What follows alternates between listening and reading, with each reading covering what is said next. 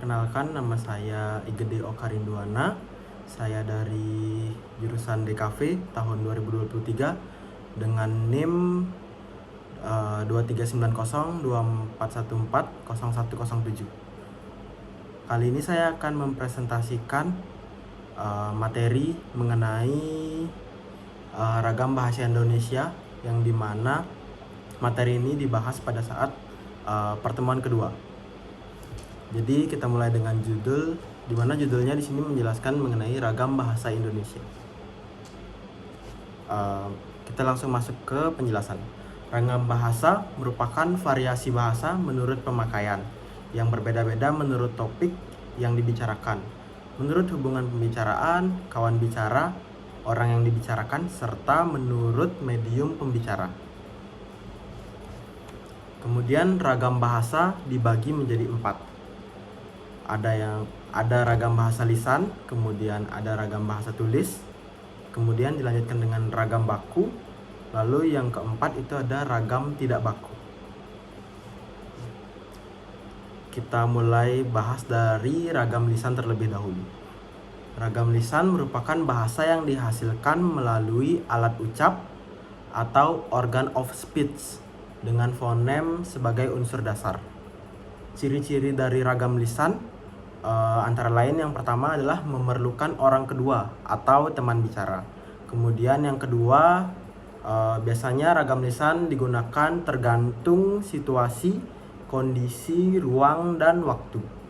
Kemudian yang ketiga, tidak harus memperhatikan unsur gramatikal dan hanya perlu intonasi serta bahasa tubuh. Yang keempat, itu ragam lisan berlangsung dengan cepat. Kemudian yang kelima, ragam lisan juga sering dapat berlangsung tanpa alat bantu. Kemudian dilanjutkan dengan kesalahan dapat langsung dikoreksi. Lalu ada dapat dibantu dengan gerak tubuh dan mimik wajah serta intonasi. Yang terakhir, ragam lisan dapat dipengaruhi oleh tinggi rendahnya suara. Kemudian kita lanjut ke ragam tulis, di mana penjelasan dari ragam tulis merupakan ragam tulis adalah bahasa yang dihasilkan dengan memanfaatkan tulisan dengan huruf sebagai unsur dasarnya.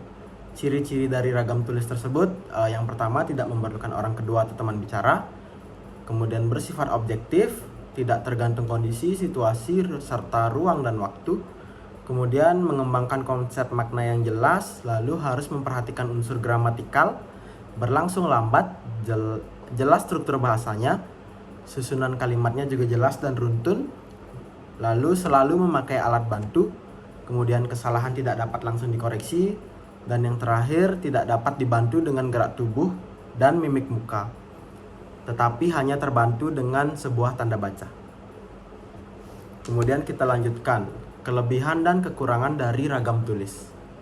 Kelebihan yang pertama, itu ada informasi yang disajikan bisa dipilih untuk dikemas sebagai media yang menarik. Kemudian kelebihan yang kedua, umumnya memiliki kedekatan budaya dengan kehidupan masyarakat. Kemudian yang ketiga juga ada dapat digunakan untuk menyampaikan maksud atau membeberkan informasi. Kemudian kelemahan dari ragam tulis, itu yang pertama ada alat atau sarana yang memperjelas pengertian seperti bahasa lisan tidak ada. Akibatnya bahasa tulisan harus disusun menjadi lebih sempurna. Kemudian kelemahan yang kedua dari ragam tulis, tidak mampu menyajikan berita secara lugas, jernih, dan jujur. Jika harus mengikuti kaedah-kaedah bahasa yang dianggap cenderung miskin daya pikat dan nilai jual. Kita lanjut ke ragam baku dan non baku. Ragam baku adalah ragam yang dilembagakan dan diakui oleh sebagian besar pemakainya sebagai bahasa resmi dan sebagai kerangka acuan norma bahasa dalam penggunaannya. Kemudian ragam tidak baku atau non baku adalah ragam yang menyimpang dari norma baku. Ragam bahasa berdasarkan cara pandang penutur. Yang pertama itu ada ragam dialek atau daerah, kemudian yang kedua ada ragam terpelajar, kemudian ada ragam resmi, lalu yang terakhir ada ragam tak resmi. Kita lanjut ke ragam dialek atau daerah. Variasi bahasa yang dipakai oleh kelompok bangsawan di tempat tertentu. Dalam istilah lama disebut dengan logat-logat. Ciri khasnya biasanya tekanan, turun naiknya nada, dan panjang pendeknya bunyi bahasa membangun aksen yang berbeda-beda. Kemudian ragam terpelajar ialah bahasa Indonesia yang digunakan oleh kelompok penutur berpendidikan, tampak jelas perbedaannya dengan yang digunakan oleh kelompok penutur yang tidak berpendidikan. Di sini ada dua, yaitu tidak terpelajar dan terpelajar. Untuk yang tidak terpelajar itu bisa dijelaskan dengan teks video, tapi untuk yang terpelajar biasanya dijelaskan dengan video menggunakan V.